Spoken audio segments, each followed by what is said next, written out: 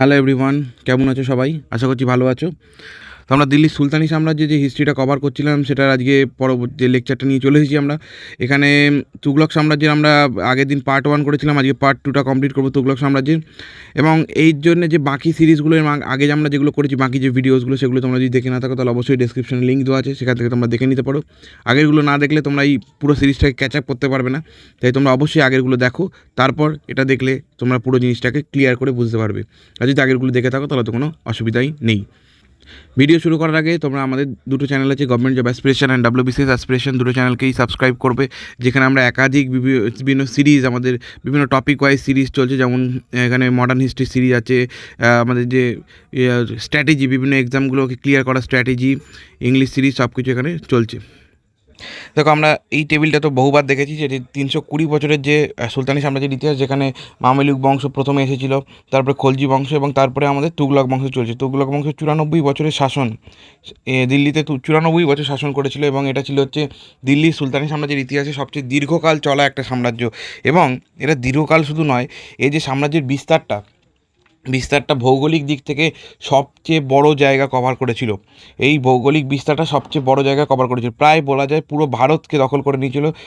তুগলক বংশের যখন যখন সাম্রাজ্য চলছিল, তখন তুগলক বংশের কিছু বিখ্যাত শাসক ছিল যারা এই কাজটা করেছিল। তুগলক সাম্রাজ্য, এই যে পুরো এখানে যে ম্যাপটা দেখা যাচ্ছে, ম্যাপের এখানে যে এই পোর্শনটা, যেটা মার্কিং করা পোর্শন, এই পোর্শনটাতে পুরো তুগলক সাম্রাজ্য বিস্তার লাভ করে ফেলেছিল। পরবর্তীকালে যদিও এই জায়গাটাতেও দখল করে নিয়েছিল, কিন্তু এই জায়গাটা বেশি দিন দখলে রাখতে পারা যায়নি। তুগলক সাম্রাজ্যের শাসকের যে বিভিন্ন সমস্যার কারণে এই জায়গাটা বেশি দিন দখলে রাখা যায়নি, তবে ম্যাক্সিমাম ভারতটাকে তারা দখল করে নিয়েছিল। এবং একটু আগে তো বললাম যে এটা সুলতানি সাম্রাজ্যের ইতিহাসে সবচেয়ে দীর্ঘকাল, অর্থাৎ 94 বছর চলা একটা সাম্রাজ্য।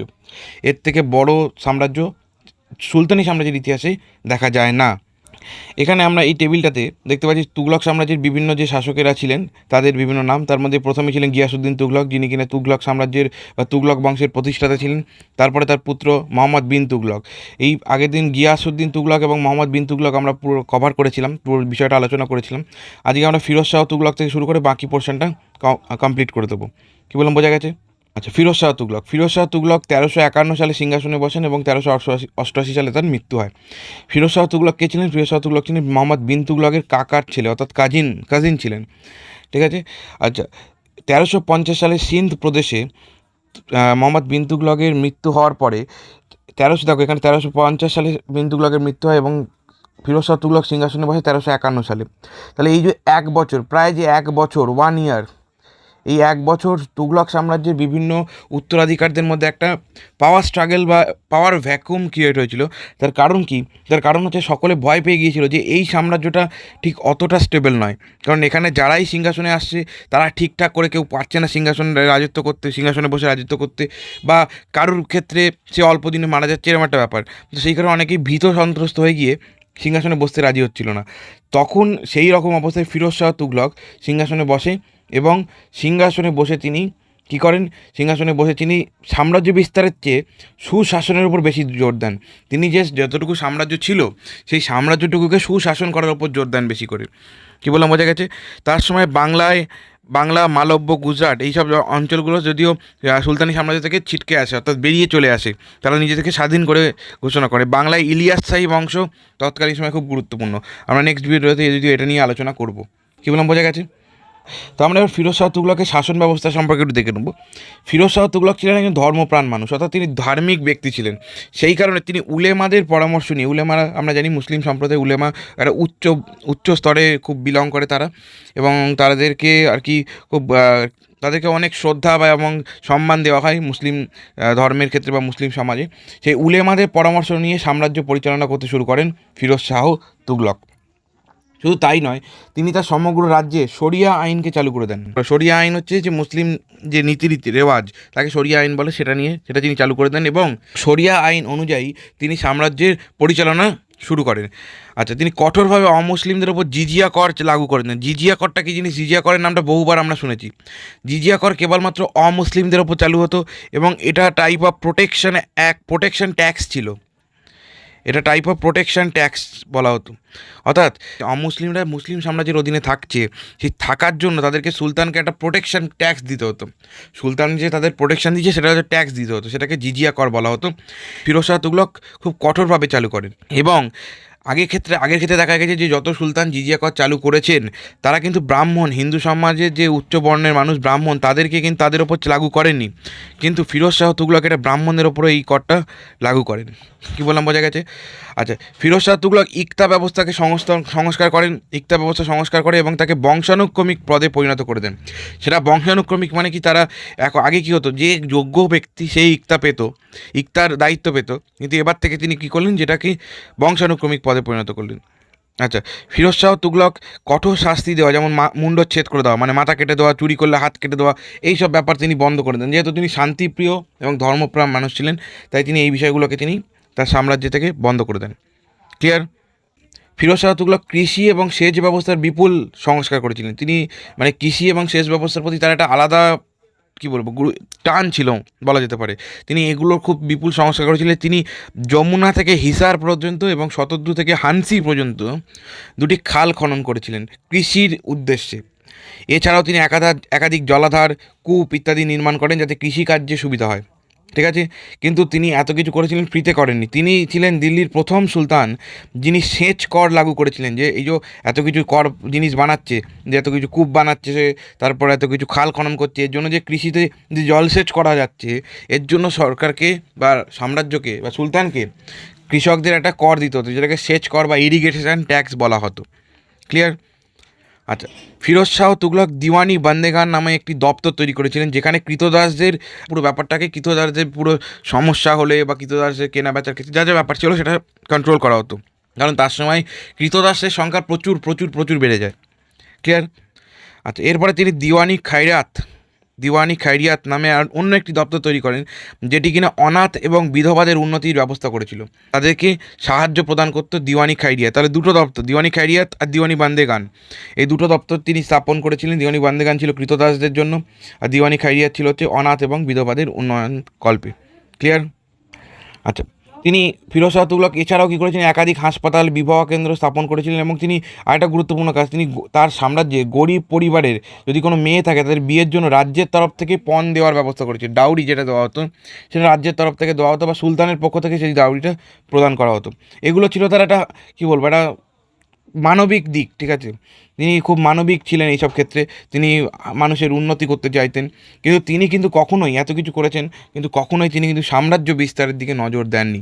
তিনি যা করেছেন সব কিছু করেছেন হচ্ছে যা সাম্রাজ্য ছিল তার মধ্যে। অর্থাৎ তিনি মোহাম্মদ বিন তুগলকের যে কাজগুলো ছিল, মোহাম্মদ বিন তুগলক যে কাজগুলো করে ভুল করেছিল, সেই ভুল কাজগুলোকে তিনি রিপিট করতে চাননি। তাই তিনি ভেবেছিলেন যে যা আছে যেমন আছে সেটাকেই তিনি সুন্দর করে শাসন করবেন।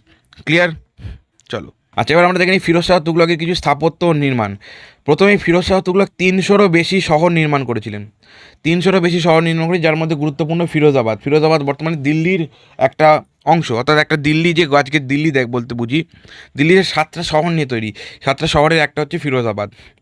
2 নম্বরকে তিনি বজ্রাঘাতে নষ্ট হয়ে যাওয়া কুতুব মিনারের সংস্কার করে। দেখতে পাচ্ছি এখানে কুতুব মিনারের যে পোর্শনটা ছবি দেওয়া আছে, এটা কুতুব মিনার একেবারে ওপরে টপ ফ্লোরের 2টো ফ্লোর। বজ্রাঘাতের ফলে, অত্যাধিক বেশি বজ্রাঘাতের ফলে এই 2টো ফ্লোর পুরো খারাপভাবে ধ্বংস হয়ে গিয়েছিল। সেই খারাপভাবে ধ্বংস হয়ে যাওয়ার ফলে যেটা ক্ষতিটা হয়েছিল সেটা সংস্কার করে দেন কি ফিরোজ শাহ তুগলক।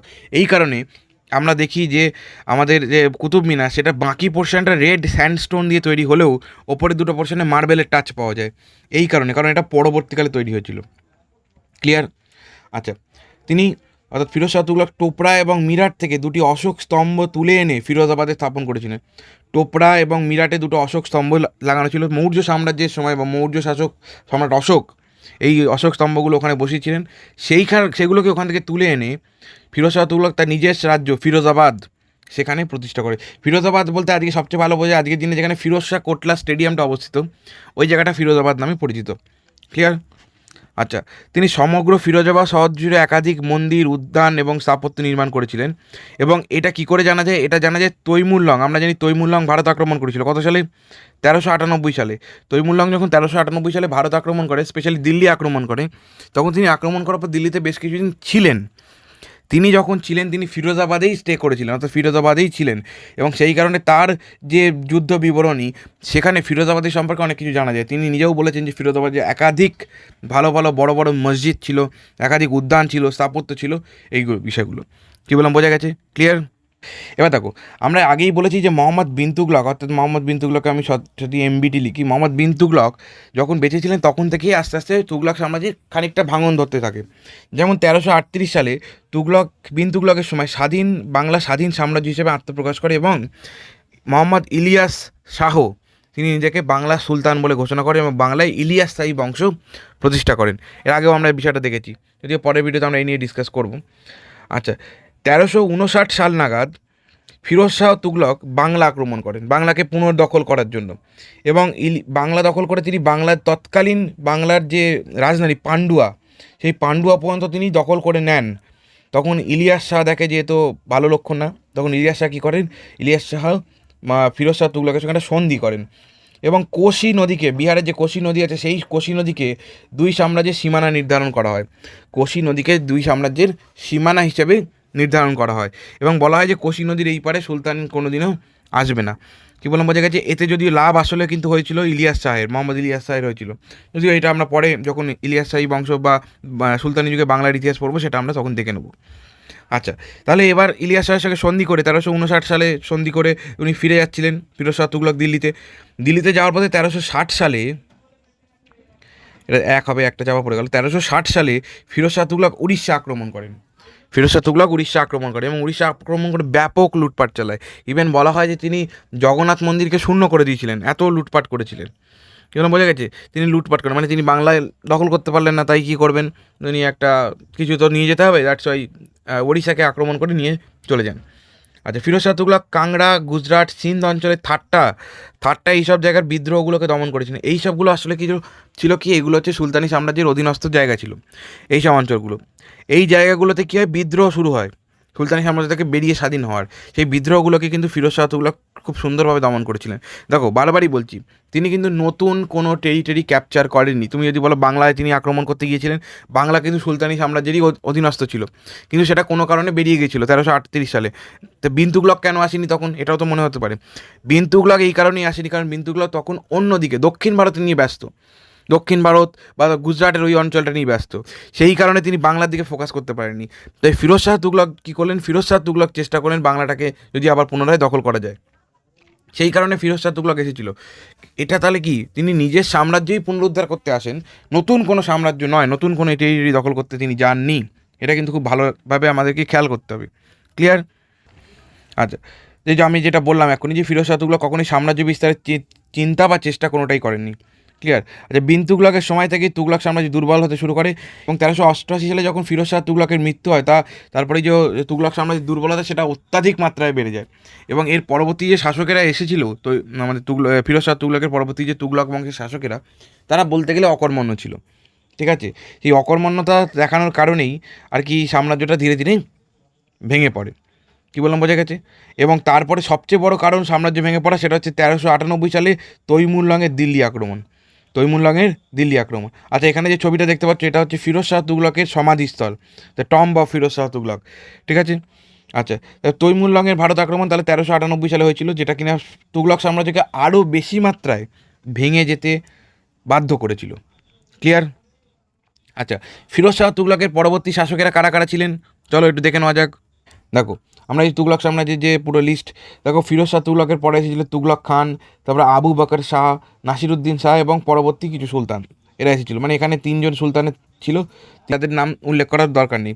তাহলে এই কজন সুলতান ছিলেন, কিন্তু এরা প্রত্যেকেই অত স্ট্রং সুলতান ছিলেন না বা অত সেই এফিশিয়েন্ট ছিলেন না, ক্যাপাবল ছিলেন না, দ্যাটস ওয়াই এনাদেরকে উল্লেখ করার প্রয়োজন পড়ে না। ঠিক আছে? চলো এবার আমরা আসল যে টপিকটা যাচ্ছিলাম সেটাতে চলে যাই। তাহলে আমরা দেখলাম এখানে 1398 সালে তৈমুরলঙের দিল্লি আক্রমণের ফলে আমাদের দিল্লির সুলতানি সাম্রাজ্য আরও বেশিভাবে ভেঙে গেল। ঠিক আছে? তো এবার তৈমুরলঙের আক্রমণ সম্পর্কে আমরা একটু দেখে নিই। দেখো, তৈমুরলঙের ভারত আক্রমণ একটু আগে বললাম, তৈমুরলঙ 1398 সালে দিল্লি আক্রমণ করে এবং তৎকালীন তুগলক শাসক এই দিল্লি আক্রমণের দেখে, মানে তৈমুরলঙের দিল্লি আক্রমণ দেখে ভয়তে পালিয়ে যায়। আর তৈমুর লংকে কিন্তু মানে তৈমুর লং বলা হয়, মানে কি উনি ল্যাংড়া ছিলেন, ঠিক আছে, মানে উনি মানে একটা পা খোঁড়া ছিল। দ্যাটস ওয়াই ইংলিশ যারা হিস্টোরিয়ান ছিল তারা ওনাকে তৈমুর দ্য লেম বলে অভিহিত করতেন, সেখান থেকে তৈমুর লং নাম হয়েছে ওনার। কী বললাম, বোঝা গেছে? এটা হিস্টোরিয়ানদের দেওয়া নেম। ক্লিয়ার? আচ্ছা, এবার দেখো, এই যে দিল্লি আক্রমণের ফলে সুলতান তো তুগলক সাম্রাজ্যের তৎকালীন সুলতান ছেড়ে পালালো দিল্লি ছেড়ে। এর ফলে কী হয়, সুলতানি সাম্রাজ্যের অধীনস্থ প্রদেশগুলি তারা নিজে নিজে স্বাধীন হতে শুরু করে, যেমন কি মুলতান, মালব্য, জৌনপুর, বাহমনি, এগুলো ধীরে ধীরে স্বাধীন হতে দেখে যে দিল্লিতেই তো শাসক নেই, সুলতানি সাম্রাজ্য এইভাবে একটা মানে কী বলবো বাজে অবস্থার মধ্যে যাচ্ছে, তাহলে আমরা কেন থাকবো? সেই জন্য তারা বেরিয়ে আসে। এবং রাজপুত সাম্রাজ্য, যেটা কিনা এতদিন সুলতানি সাম্রাজ্যের অধীনস্থ হয়ে গিয়েছিল, সেই আলাউদ্দিন খলজির সময় থেকে রাজপুত সাম্রাজ্যের অস্তিত্ব তেমন একটা ছিল না। সেই রাজপুত সাম্রাজ্য পুনরায় এই তৈমুর লংয়ের দিল্লি আক্রমণের ফলে তারা নতুন করে আবার স্বাধীন হতে শুরু করলো। কী বললাম, বোঝা গেছে? তৈমুর লংয়ের ভারত আক্রমণটা কিন্তু খুবই গুরুত্বপূর্ণ। 1398 সালে আক্রমণ করেছিল। আচ্ছা, তৈমুর লং যখন দিল্লি ছেড়ে চলে যাচ্ছে, তখন তার এক বিশ্বস্ত সেনাপতি বলতে পারো বা বিশ্বস্ত সাথী খিজির খাঁকে দিল্লির কাছে অবস্থিত মুলতানে শাসক করে দিয়ে চলে যায়। আচ্ছা দেখো, যখন তৈমুর লং ভারত আক্রমণ করে, তখন ভারত আক্রমণের পরে দেখো দিল্লির সুলতানি সাম্রাজ্য দেখো এইটুকু এরিয়ার মধ্যে সীমাবদ্ধ হয়ে গেছে, এবং বাকি প্রদেশগুলো দেখো ছোটো ছোটো ছোটো ছোটো সাম্রাজ্য তখন থেকেই তৈরি হয়ে গেছে। এবং এইটা ছিল যে তৈমুর লংয়ের সাম্রাজ্যের আসল সাম্রাজ্য। তৈমুর লং ভারত আক্রমণ করেছিল, কিন্তু ভারতকে সাম্রাজ্যের ডিরেক্ট কন্ট্রোলে তিনি আনেননি। আচ্ছা, তাহলে খিজির খাঁকে তিনি দিল্লি থেকে চলে যাওয়ার সময় খিজির খাঁকে তিনি মুলতানে শাসক করে দিয়ে চলে যান, এবং দিল্লিতে যে শাসক ছিল, দিল্লিতে যে সুলতানি সাম্রাজ্য যখন ছিল, সেই সুলতানি সাম্রাজ্যের শাসককে দিল্লি হস্তান্তর করে দিয়ে যান। ক্লিয়ার? আচ্ছা, 1405 সালে যখন তৈমুর লং মারা যান, দেখো 1398 সালে এসেছিলেন উনি 1399 বা 1400 নাগাদ দিল্লি ছেড়ে যান তৈমুর লং। এবার যাওয়ার পরে যতদিন উনি না মারা গেছেন, খিজির খাঁর এত সাহস হয়নি যে তৈমুর লংকে টপকে গিয়ে উনি দিল্লি দখল করবেন। ক্লিয়ার? তো সেই জন্য তৈমুর লংয়ের মৃত্যুর অপেক্ষা করছিলেন খিজির খাঁ। 1405 সালে তৈমুর লং যখন মারা যায়, তখন তার পুত্রদের মধ্যে ক্ষমতা দখলের দ্বন্দ্ব শুরু হয়। তিনি কিছুদিন ওয়েট করেছিলেন। খিজির খাঁ কী করেন, দিল্লি দখল করেন, দিল্লিতে যান, এবং গিয়ে দিল্লিতে তৎকালীন যে তুগলক শাসক ছিল তাকে গিয়ে বলে, দেখুন আপনি পথ ছেড়ে দিন। তো দিল্লি সুলতানি শাসক, তুগলক শাসক ততক্ষণ পথ ছেড়ে দেয়, এবং সেই দখল করে কে? দখল করে হচ্ছে খিজির খাঁ, দিল্লি দখল করে নেয় এবং সৈয়দ বংশের সূচনা করে। খিজির খাঁ যদিও নিজে কোনোদিন সুলতান উপাধি ধারণ করেনি, তিনি নিজেকে তৈমুরের সাম্রাজ্যের বা তৈমুর সাম্রাজ্যের রিয়াসাতে আলা অর্থাৎ প্রতিনিধি, আমরা যেমন মডার্ন হিস্ট্রির ক্ষেত্রে ভাইসরয় দেখি, অর্থাৎ রানীর প্রতিনিধি, এখানে রিয়াসাতে আলা হিসেবে তৈমুর লং নিজেকে খিজির খাঁ নিজেকে তৈমুর লংয়ের প্রতিনিধি হিসেবে রিফ্লেক্ট করতেন। কী বললাম, বোঝা গেছে? এটা কত সালে হয়েছিল? এটা 1414 সালেই হয়েছিল। 1414 সালে খিজির খাঁ দিল্লি দখল করেন। ক্লিয়ার? আচ্ছা, এবার আমরা সৈয়দ বংশের একটু হিস্ট্রিটা দেখে নিই। দেখো, তো আমাদের কিন্তু তুগলক বংশ শেষ, আমরা এবার সৈয়দ বংশে চলে আসছি। 1414 সালে খিজির খাঁ এই বংশের সূচনা করে। সুলতানি সাম্রাজ্যের ইতিহাসে সবচেয়ে অল্প দিন চলা সাম্রাজ্য, দেখো 1414 থেকে 1451, সবচেয়ে কম দিন চলেছিল। আচ্ছা, এই বংশে কেবলমাত্র 4 জন শাসক ছিলেন, খিজির খাঁ, মুবারক শাহ, মোহাম্মদ শাহ ও আলম শাহ। এই দুজন কেবলমাত্র গুরুত্বপূর্ণ, খিজির খাঁ এবং আলম শাহ। কেন গুরুত্বপূর্ণ আলম শাহ? কারণ 1451 সালে আলম শাহ বিনা যুদ্ধে একজন আফগান অভিজাত, তার সাম্রাজ্যের অধীনস্থ বা তার রাজসভার অধীনস্থ একজন আফগান অভিজাত বহলুল লোদিকে তার সাম্রাজ্য ছেড়ে দিয়ে তিনি চলে যান, দেশ ছেড়ে, মানে তার সাম্রাজ্য ছেড়ে দিল্লি ছেড়ে তিনি চলে যান। কী বললাম, বোঝা গেছে? এই কারণে তাহলে দেখো সাম্রাজ্যটা একদম একটুখানি, এখানে কিন্তু গুরুত্বপূর্ণ কাজই করেনি কোনো সুলতান, এমন কিছু করেনি যেটা গুরুত্ব সহকারে পড়ার। ক্লিয়ার? এখানে দুটো জিনিস জানতে হবে, কত সালে প্রতিষ্ঠিত এবং কে প্রতিষ্ঠা করেছিলেন, খিজির খাঁ, এবং এই বংশের শেষ শাসক কে ছিলেন, আলম শাহ কত সালে সিংহাসন ছেড়ে দেন, 1451 সালে। ক্লিয়ার? এবং এটা ছিল ইতিহাসের সবচেয়ে অল্প দিন চলা একটা সাম্রাজ্য। বোঝা গেল? তাহলে আজকের ভিডিওটা এই পর্যন্তই। চলো, দেখা হচ্ছে পরের কোনো ভিডিওতে, নতুন কোনো ক্লাসে। ততক্ষণের জন্য take care, be happy, stay healthy. আর অবশ্যই তোমরা কিন্তু চ্যানেলটাকে সাবস্ক্রাইব করতে, দুটো চ্যানেলকেই সাবস্ক্রাইব করতে ভুলো না। আর ভিডিওটা ভালো লাগলে লাইক করো, শেয়ার করো এবং কমেন্ট করো নিচে। অবশ্যই কমেন্ট করো, কোনো সমস্যা থাকলে কমেন্ট করো, অথবা যদি ভালো লেগে থাকে তাও কমেন্টে একটু জানিও। কারণ তোমাদের লাইক, শেয়ার, কমেন্ট আমাদেরকে পরবর্তী ভিডিওগুলো করতে একটু প্রেরণা তো যোগাবেই অবশ্যই, না? চলো, টাটা আজকের জন্য।